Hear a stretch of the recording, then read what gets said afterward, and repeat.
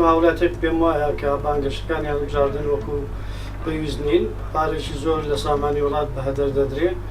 زیاتر خەڵکان بۆ شکانەوەی یەکتر لە هەندێک حاڵەتدا بەکاردێنن ئەگەر بێت و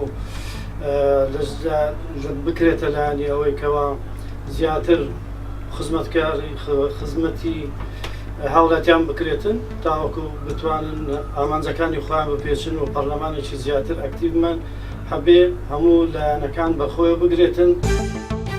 من وەکو گەنجێک زۆر پێم خۆشە کە خانمەکانمان بەشداری دەکەن و هیوادارم کاری باشتر بۆ گەنجەکانی ئێستامان بکەن و کارەکانیان کار و پیشەی خۆیان هەبێتن و هیوای سەرکەوتنیان بۆ دەخوازم.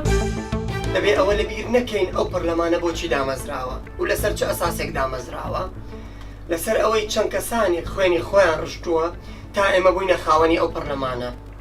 لەو پەرلەمانش پێویستە کەسانێک وەکو ئێمە دابنیشین بیر بکەینەوە یەکەم جار بتوانین زیاترین بارودۆخ خۆشگوزەرانی لە بۆ خەڵکی کوردستان دابین بکەین، هەموو بوارێک لە بۆ گەنج ڕێک بخرێت، هەموو ئاستێکی زانکۆ و کردنەوەی دکتۆرا و ماستەر و بوار پێدان و بردنە دەرەوە لە هەموو ئاکارێک بە گەنجان ببەخشرێ زیاتر.